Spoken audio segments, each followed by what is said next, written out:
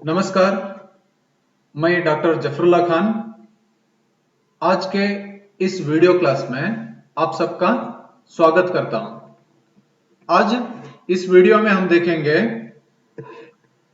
Kuvempu university के third semester BSc BCA का पाठ्यक्रम। आपको अभिनव कथा भारती नामक किताब रखी गई है। इस किताब का संपादन चक्रधर ने किया है। इस वीडियो में आज हम अमरकांत द्वारा रचित बहादुर कहानी का डिस्कशन करेंगे। बहादुर कहानी पर क्या करेंगे? चर्चा करेंगे। अब हम पहले देख चुके हैं, कहानी का आरंभ कर चुके हैं। अब हम देखते हैं कि नेपाली दिल बहादुर के पिता युद्ध में मारे गए थे। घर का अधिक सारा काम नेपाली की मां करती थी। नेपाली के पिता एक सैनिक थे, वो युद्ध में मारे गए थे, युद्ध में मर गए थे और घर का ज्यादातर काम उनकी मां ही करती थी। नेपाली ज्यादा काम नहीं करता था। फिर आगे हम देखते हैं, दिल बहादुर गाय भैंस चराता था। एक दिन किसी कारणवश भैंस को खूब मारता है तो मां उसे अच्छी तरह मारती है। घर में काम चोर था, ज्यादा काम नहीं करता था। जो उसे काम दिया जाता था गाय भैंस चराना, गाय भैंस चराता था। वो ऐसे ही चराते चराते एक दिन क्या है, वो किसी कारण, किसी गुस्से के कारण क्या करता है, भैंस को खूब मारता है, बहुत मारता है। तो ये देखकर मां को पता चल जाता है और मां भी क्या करती है, उसे बहुत मारती है।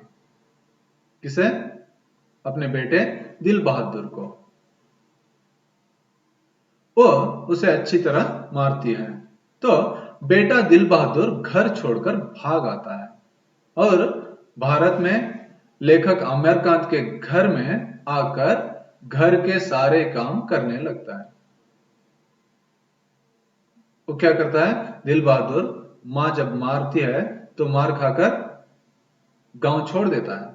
गांव छोड़कर भाग चला जाता है, भारत में आता है और लेखक जो अमरकांत है उनके घर में काम करने लगता है, बहुत सारे काम करने लगता है।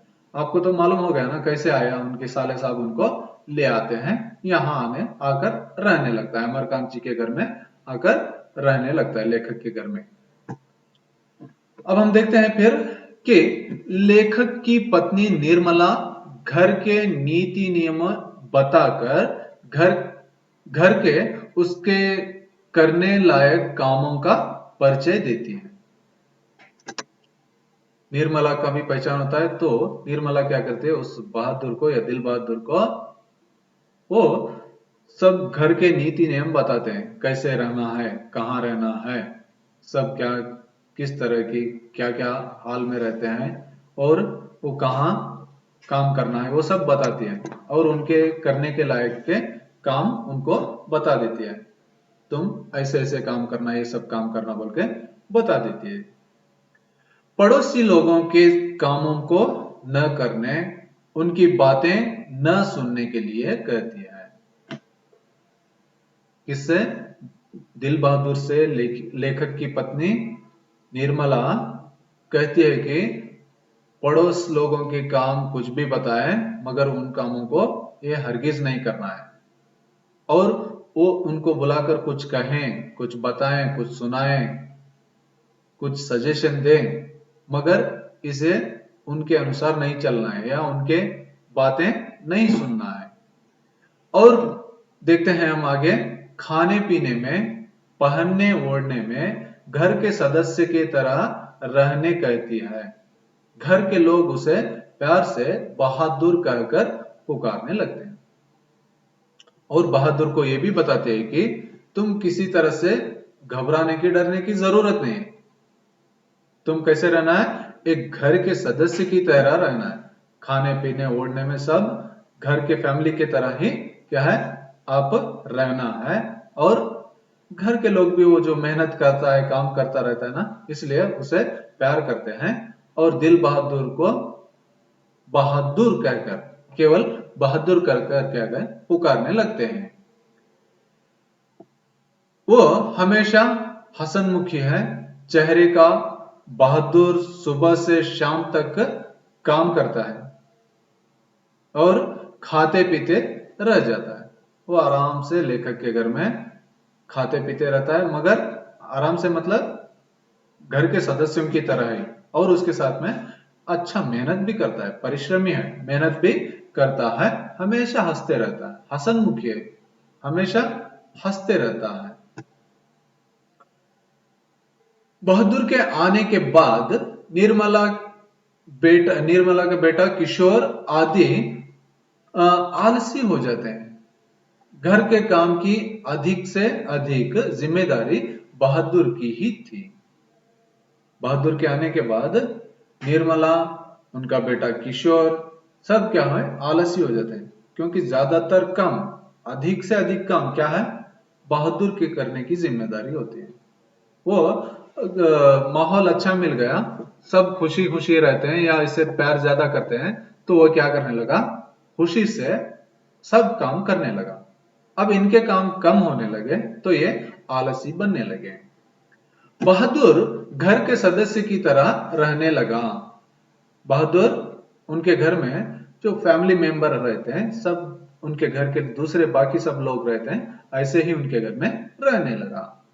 बहादुर मन लगाकर काम करता, घर वालों को खुश करता या खुश रखता, और वो भी खुश रहता था। अच्छा माहौल मिल गया तो वो क्या करने लगा, मन लगाकर काम करने लगा, मेहनत करने लगा। इस मेहनत से घर वाले खुश होने लगे, या उनके खुशी के लिए वो ज्यादा मेहनत करता था, और घर वाले खुश रहे तो इसे भी खुश रख देते, ये भी खुश रहता था, ये भी आनंद से संतोष से रहता था। फिर हम देखते हैं निर्मला का बड़ा बेटा किशोर शरारती मिजाज का था। वह बहादुर से खूब काम लेता था, काम ठीक न करने पर झगड़ा भी करता था। निर्मला का जो लड़का है या लेखक का लड़का है, जो बेटा बड़ा किशोर, वो बड़ा शरारती था, उग्र स्वभाव का था, इसलिए वो बहादुर से बहुत काम करवाता था, ज्यादा काम करने सजेस्ट करता था या करवाता था। और कभी कभी बहुत काम देने के बाद में वो करने में कठिनाई महसूस करता, या क्या है वो काम पूरे करने में थोड़ा देर करता, कुछ ऐसे कर जाता, तो वो क्या करता था, उससे डांटता था, गालियां देता था, झगड़ता था, उस लड़के से, बहादुर से झगड़ता था। आज इस वीडियो को जो हमने देखा उसका उद्देश्य क्या था देखेंगे हम। दिल बहादुर नेपाल से घर छोड़कर क्यों भागा आता है, ये हम बताना आज के इस वीडियो का उद्देश्य था। अनाथ बालक नेपाली का परिचय देना, निर्मला आदि आरंभ में बहादुर के साथ अच्छा बर्ताव करते हैं, बाद में बिगड़ने लगते हैं, ये बताना, घर के लोग बहादुर के साथ किस प्रकार बर्ताव करते हैं, इस सब विषयों का परिचय देना आज का इस वीडियो का उद्देश्य था। फिर हमने जानकारी भी यही पाली कि दिल बहादुर नेपाल से भागकर छोड़कर भाग आता है, इसकी जानकारी मिलती है। अनाथ बालक नेपाली का परिचय मालूम होता है। निर्मला आदि आरंभ में बहादुर के साथ अच्छा बर्ताव करते हैं, बाद में बिगड़ने लगते हैं, इसका परिचय मिलता है या परिचय होता है। घर के लोग बहादुर के साथ किस प्रकार बर्ताव करते हैं, इसका परिचय भी हम आज के इस वीडियो में देख लिया। अब हम इस वीडियो के आधार पर 2 प्रश्न पूछेंगे और उत्तर भी बताएंगे। आप भी कोशिश करो कि उत्तर देने की। पहला प्रश्न है, नेपाल में गाय भैंस कौन चराता था? नेपाल में गाय भैंस कौन चराता था? विकल्प है लेखक, किशोर, निर्मला, दिल बहादुर। ये जो ऑप्शन दिए गए हैं उसमें से उत्तर क्या है? उत्तर है ड। ड का मतलब है दिल बहादुर। दिल बहादुर नेपाल में गाय भैंस चराया करता था। अगला प्रश्न है, लेखक की पत्नी का नाम क्या है?